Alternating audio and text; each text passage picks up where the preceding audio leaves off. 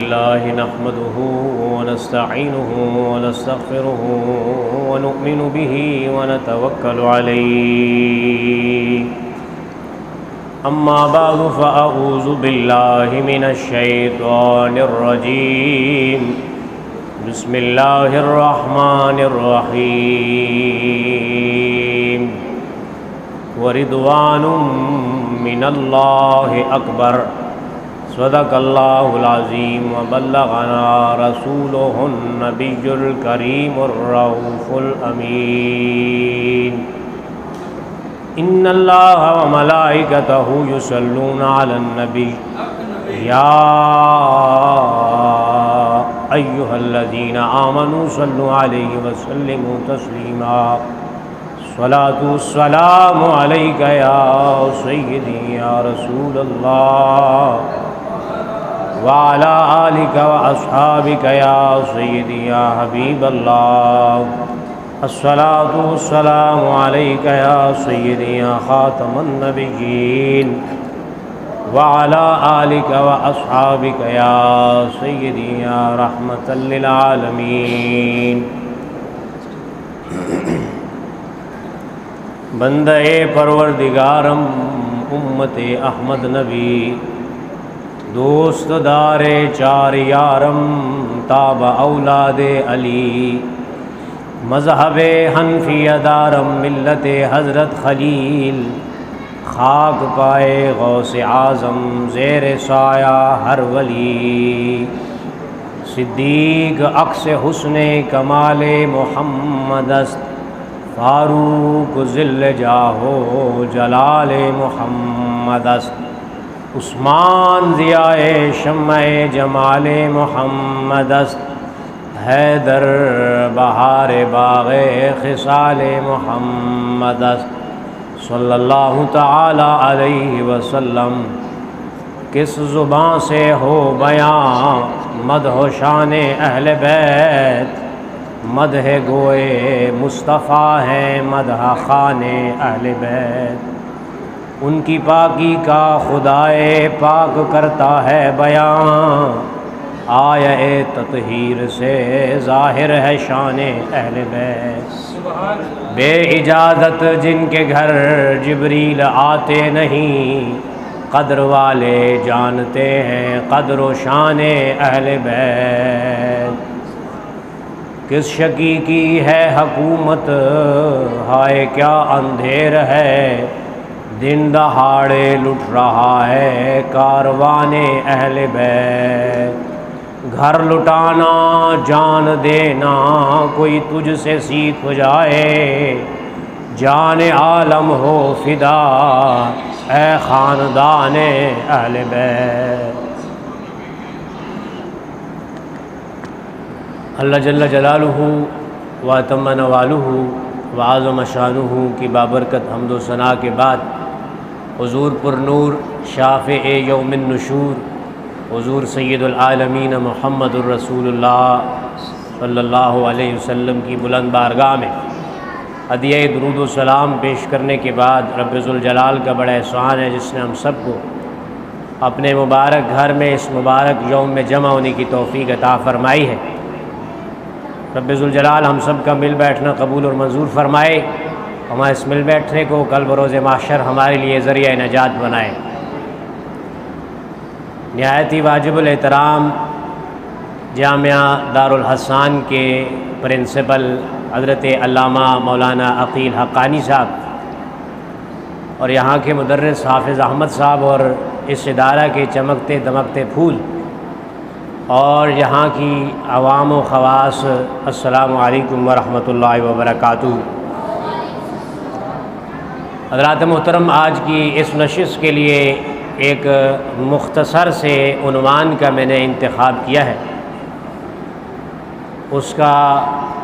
فائدہ یہ ہوگا کہ اس سے ہماری بھی اصلاح ہو جائے گی اور امام عالی مقام امام حسین رضی اللہ تعالی عنہ کا ذکر بھی ہو جائے گا۔ حضرت امام حسین کے اوصاف جمیلہ میں سے ایک وصف جمیل یعنی آپ کے تسلیم و رضا کے متعلق مختصر سی چند باتیں کرنی ہیں۔ ابھی آپ نے شعر سماعت فرمایا کہ ہزاروں میں 72 تن تھے تسلیم و رضا والے۔ تسلیم و رضا والے کیا ہے، اس کا مطلب کیا ہے، اس نشست کے اندر یہی سمجھانا چاہتا ہوں۔ حقیقت میں یہ تھے خدا والے اور خدا ان کا۔ حضرات محترم، حصول قرب الہی کے لیے حضرت انسان کو مختلف مراحل، مختلف مراتب، مختلف درجات عبور کرنے پڑتے ہیں۔ اسے مختلف مقامات کو طے کرنا پڑتا ہے، جس کے بعد جا کر اسے قرب الہی حاصل ہو جاتا ہے۔ اسے مقام صبر سے گزرنا پڑتا ہے، اور یہی پہلی سیڑھی ہے جس کے اندر صبر کا پہلو نہیں ہے، گویا کہ اس نے اللہ کے قرب حاصل کرنے کا ارادہ ہی نہیں کیا۔ مقام صبر سے گزرنا پڑتا ہے، پھر مقام صبر کے بعد مقام توکل آتا ہے، اسے عبور کرنا پڑتا ہے، پھر مقام توکل کے بعد مقام تفویض سے گزرنا پڑتا ہے، پھر مقام اختیار قبل القضاء، یعنی قضاء کی چھری چلنے سے پہلے، فیصلہ ہونے سے پہلے، بلا آنے سے پہلے، مصائب آنے سے پہلے، تکلیف آنے سے پہلے، پریشانی آنے سے پہلے اللہ تعالیٰ بندے کو آپشن عطا فرما دیتا ہے، بھائی تجھے طاقت دی ہے، اختیار دی ہے، تصرف دی ہے، اگر چاہے تو اپنی طاقت کا استعمال کر کے اس آنے والی قضا سے بچ سکتا ہے، اگر چاہے تو قبول کر لے، چاہے تو بلا جو مصیبت آزمائش آ رہی ہے اسے اپنے اوپر قبول کر لے، اللہ اسے اختیار دے دیتا ہے۔ دوسری جز اس کی یہ ہے سرور القلب بمرور القضاء، یعنی جب قضاء کی چھری چل جائے، فیصلے کی چھری چل جائے، جو کچھ ہونا ہے ہو جائے، اور جو کچھ لٹتا ہے لٹ جائے، سب کچھ لٹ جائے، اور سب کچھ لٹا ہوا دیکھنے کے بعد بھی آدمی کا دل ملال میں نہ آئے بلکہ خوش ہو جائے اور اللہ کی رضا پہ راضی ہو جائے، تو یہ مقام رضا کا دوسرا جز ہے۔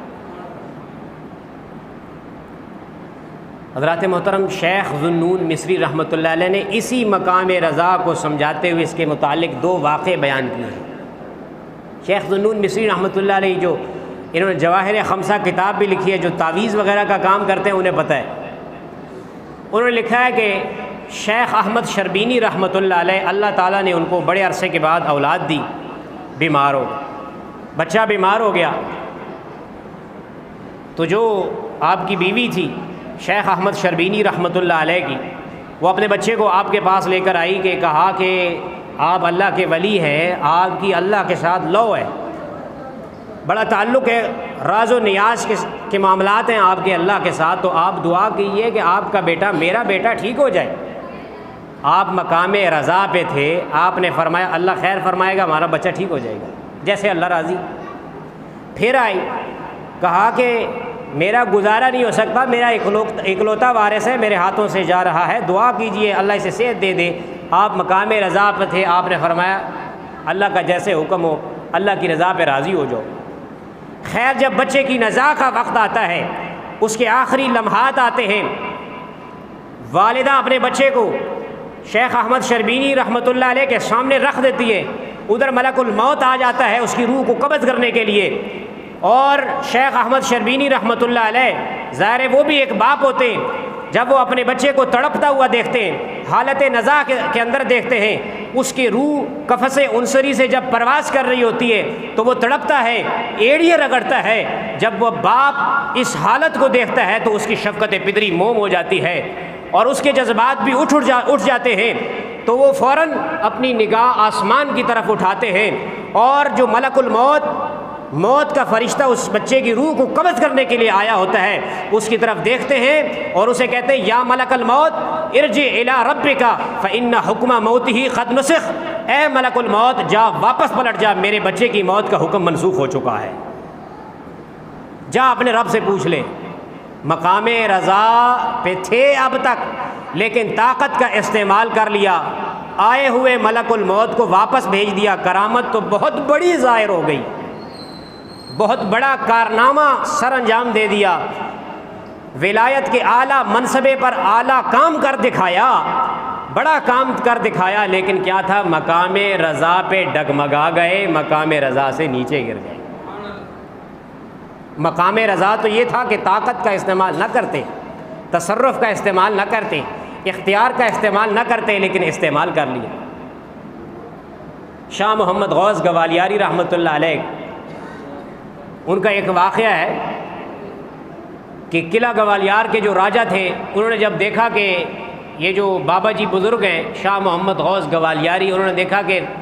لوگوں کی توجہ ان کی طرف بنتی جا رہی ہے، تو اس کے فوجیوں نے اسے کہا کہ راجہ صاحب اگر یہی معاملہ چلتا رہا تو ایک نہ ایک دن اس بابے کے مرید زیادہ ہوتے جائیں گے، مسلمان زیادہ ہوتے جائیں گے، تو یہ آپ کے تاج و تخت کو اکھیڑ کے رکھ دیں گے،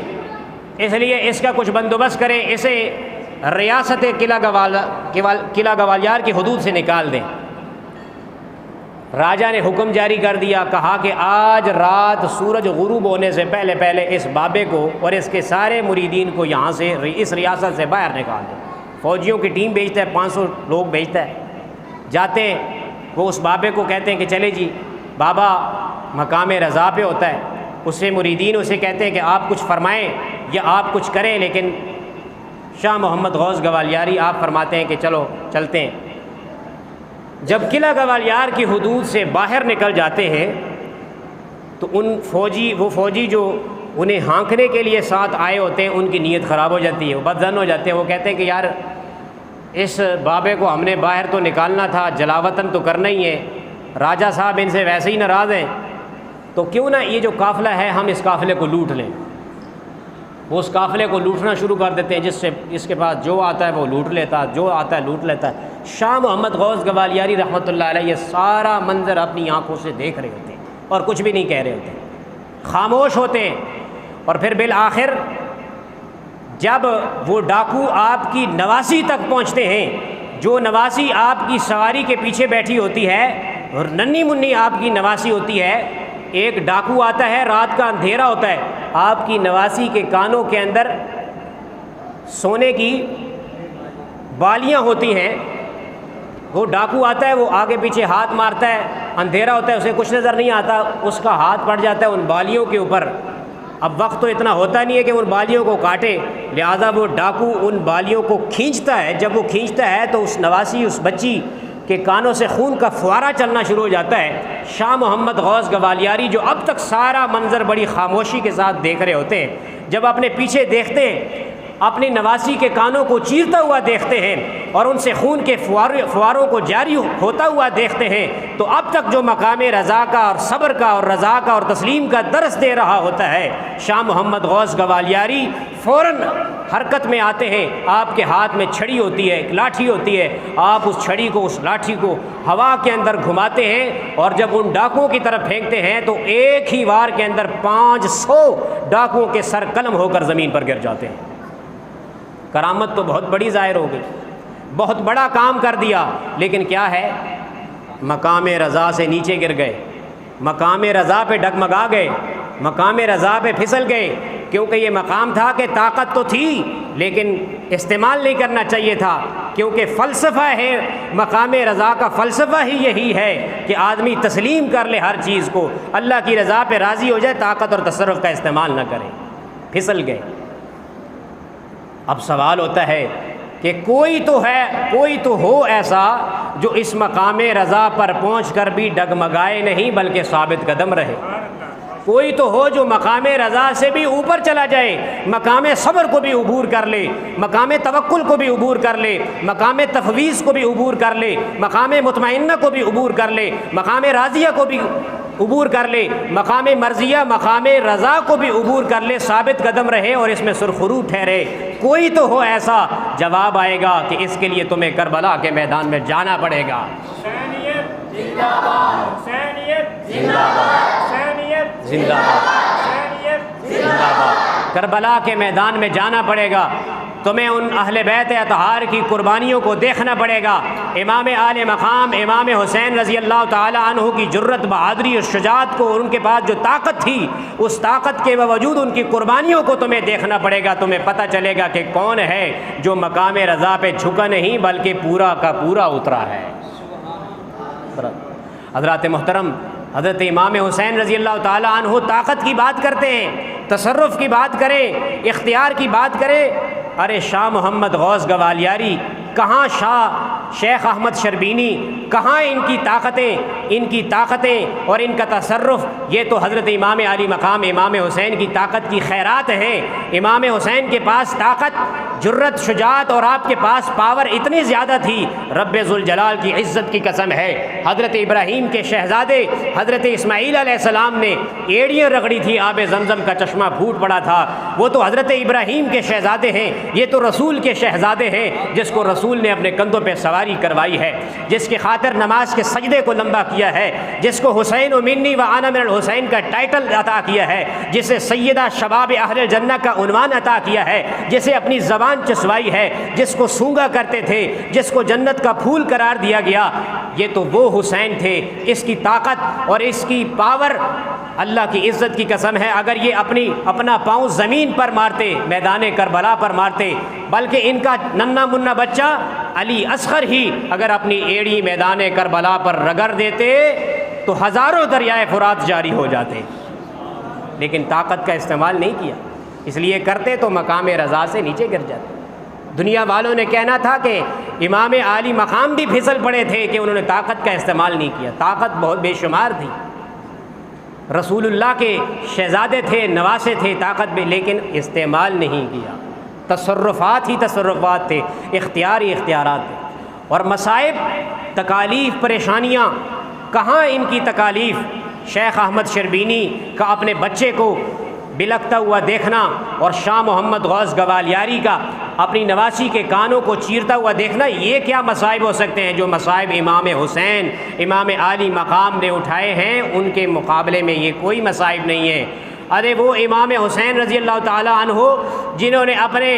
سارے کے سارے خاندان کو شہید کروا دیا، علی اصغر جو ایک ننھے منھے بچے ہیں، حضور علیہ الصلاۃ والتسلیم ان کے کانوں میں اذان دینے لگتے ہیں، اتنے میں یزیدی لشکر کی جانب سے ایک تیر آتا ہے، اس ننھے منھے بچے کے جسم میں پیوست ہو جاتا ہے، خون کا فوارہ جاری ہو جاتا ہے، لیکن مجال ہے کہ امام عالی مقام کی آنکھوں سے آنسو بھی نکلا، مقام رضا پر تھے، برداشت کر گئے۔ اور پھر 17 سالہ نوجوان اپنا بیٹا علی اکبر کے جسم کو بھی اٹھایا، ان کی لاشیں کو بھی اٹھایا۔ ابن عساکر نے تو لکھا ہے کہ غموں کے پہاڑ اتنے تھے کہ جب امام علی مقام اپنے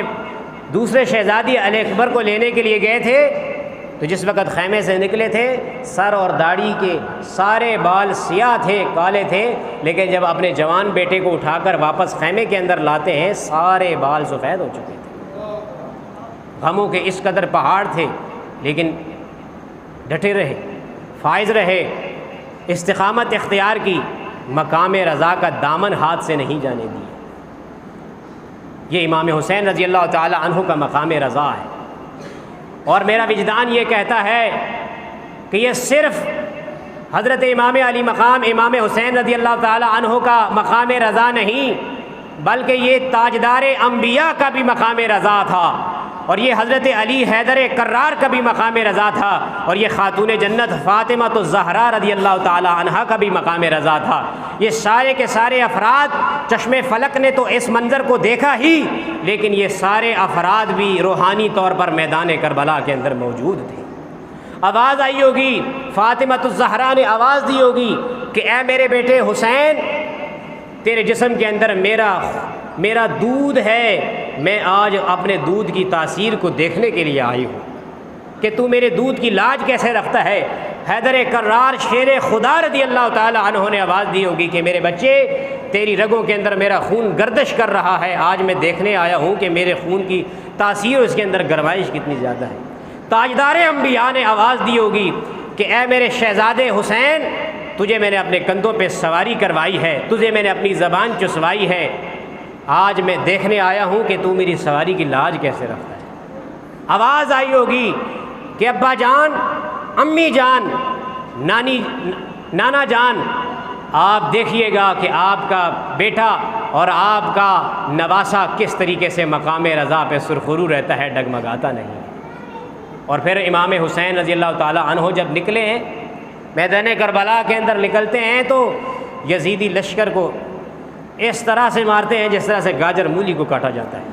لیکن بالآخر وہ وقت آ جاتا ہے جو آپ کی شہادت کا وقت ہوتا ہے، آپ کا سر سجدے کے اندر ہوتا ہے،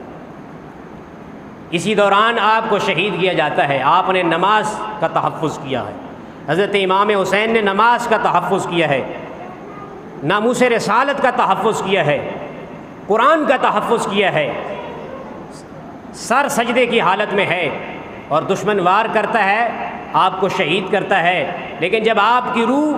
قفس انصری سے پرواز کرنے لگتی ہے، عرش سے آواز آتی ہے، یا ایتھا النفس المطمئنہ ارجعی الی ربک راضیۃ مرضیہ فادخلی فی عبادی وادخلی جنتی۔ اے امام حسین، تم مقام رضا پہ پورا اترے ہو، اب ہم تمہیں انعام یہ عطا فرماتے ہیں کہ رب تم سے راضی ہے اور تم رب سے راضی ہو، فادخلی فی عبادی وادخلی جنتی، میرے نیک بندوں میں داخل ہو جا، جنت میں داخل ہو جا۔ گرامی قدر حضرات، یہ آپ کے اوصاف میں سے ایک بڑا وصف، اہم وصف مقام رضا کا تھا۔ ہمیں چاہیے کہ ہم اپنی زندگیوں کے اندر، اپنے کردار کے اندر اس وصف کو پیدا کریں، صبر کا پہلو اپنے اندر پیدا کریں، رضا کا پہلو اپنے اندر پیدا کریں، تسلیم کا پہلو اپنے اندر پیدا کریں، اور ذکر حسین کے ساتھ ساتھ فکر حسین بھی اپنے اندر پیدا کریں، اور فضائل کے ساتھ ساتھ مقاصد کو بھی سمجھنے کی کوشش کریں کہ مقصد کیا تھا۔ ہر چیز کا ایک مقصد ہوتا ہے، ہر چیز کا ایک اہم مقصد ہوتا ہے، ہمیں اس مقصد کو سمجھنا چاہیے۔ حسین نیزے کی نوک پر چڑھ کر بھی زندہ و جاوید ہو گیا، اور یزید تخت پر براجمان ہو کر بھی ہار گیا، مردہ ہو گیا۔ اللہ کریم کی بارگاہ میں دعا ہے، جو کچھ ہم نے اس نشست کے اندر سنایا ہے، رب ذوالجلال اسے قبول اور منظور فرمائے۔ اللہ تعالیٰ اس پروگرام کو قبول اور منظور فرمائے، اس ادارے کو ڈھیروں برکات کا عطا فرمائے، آمین بجاہ النبی الامین، وآخر دعوانا الحمدللہ۔